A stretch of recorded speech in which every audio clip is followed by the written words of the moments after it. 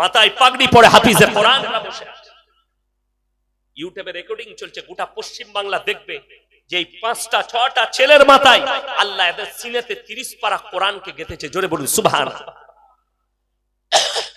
এরপরেও পৃথিবীর কিছু বেঈমান কাফের উঠে পড়ে লেগেছে, হাম কোরআন কো মিটা দেंगे, আমি ইসলামকে মিটিয়ে দেব। আসামের মুখ্যমন্ত্রী হিমন্ত বিশ্ব শর্মাজি डायरेक्ट मीडिया सामने बोलছে इस्लाम मिट जानी चाहिए, कुरान मिट जाना चाहिए और करुणा की तरह इस्लाम मिट जानी चाहिए। मेरे दोस्त जरा इतिहास उठाकर देख लो, फिरौन आया था मूसा को मिटाने, खुद मिट गए। नमरूद आया था इब्राहिम को जलाने, खुद खत्म हो गए। और तुम आए हो कुरान को मिटाने। तुमसे पहले 200 साल तक राज किया हिंदुस्तान में अंग्रेजों के बच्चे ने, उन लोग भी नहीं पाए। इंग्रेजरा পেরেছে কোরআনকে মিটাতে? 200 বছর রাজত্ব করেছে।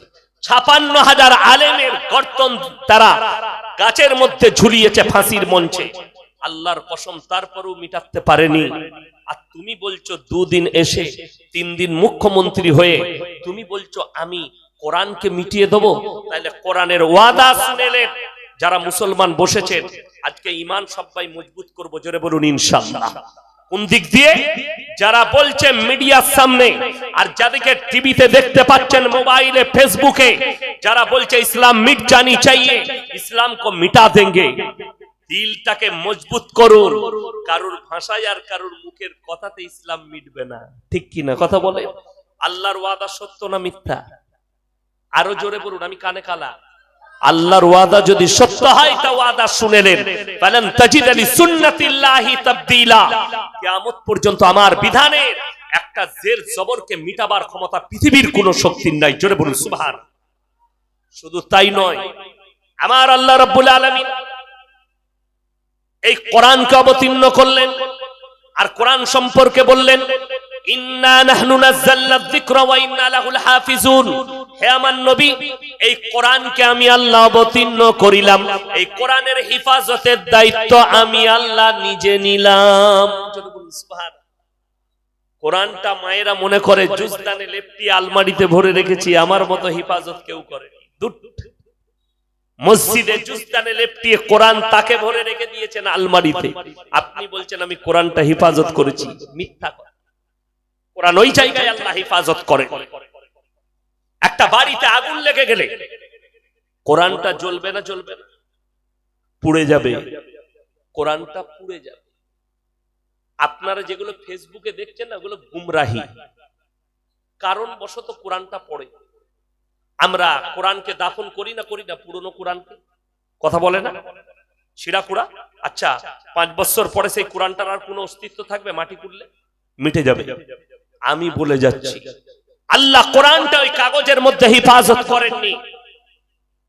একটা ঈশ্বরচন্দ্র বিদ্যাসাগর বই লিখেছেন বর্ণ পরিচয়, যেটা আমরা বাচ্চাদিকে পড়াই, ঠিক কিনা? বর্ণ পরিচয় বইয়ের নামটা জানেন না?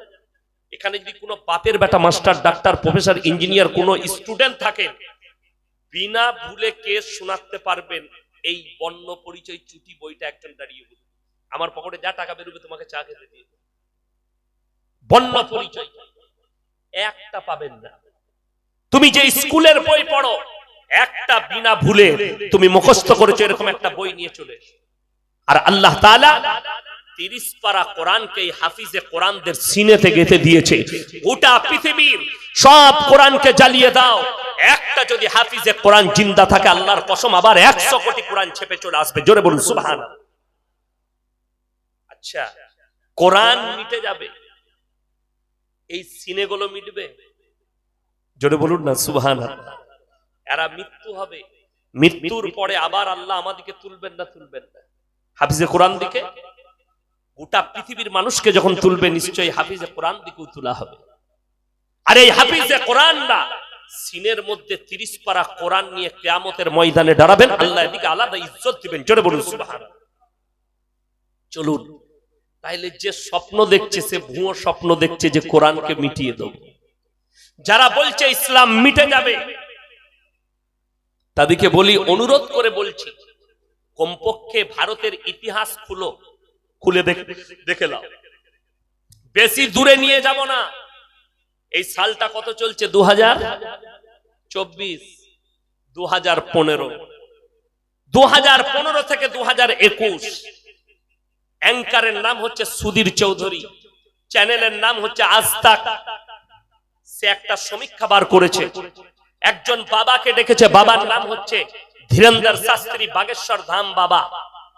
বাবা बैठ जाइए, বাবা একদিকে বসে আছে, সে একদিকে চেয়ারে, এরকম চেয়ারে বসে আছে, বাবাও একদিকে বসে আছে। बाबा आपको हिंदुस्तान का एक आंकड़ा सुनाओ। कौन से आंकड़ा? सुन लीजिए।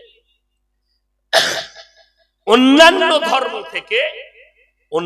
ধর্ম থেকে ভারতে এই 6 বছর 2015 থেকে 21 পর্যন্ত কতগুলো মানুষ ইসলাম কবুল করেছে, আর অন্যান্য ধর্ম থেকে কতগুলো মানুষ সনাতন ধর্ম কবুল করেছে। বাবার কাছে যখন কাগজটা শোনানো হলো, এই 6 বছরের ভেতরে অন্যান্য ধর্ম থেকে 13 লাখ মানুষ হিন্দুস্তানে ইসলাম কবুল করেছে। জোরে একবার বলুন সুবহানাল্লাহ। 13 লাখ।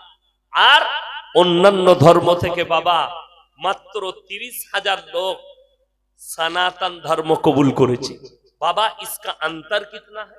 অন্তর মানে হচ্ছে এর পার্থক্য কতটা। বাবা বললে আসমান আর জমিন কা ফারাক। বাস্তব কথা, আসমান আর জমিনের ফরক।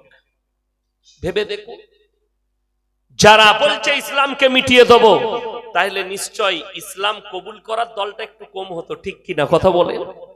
কেউ বলতে পারবেন এদের গলায় কে তলোয়ার লাগিয়েছে? এদের কাছে কে জোর জবরদস্তি বলেছে কলমা পড়ো?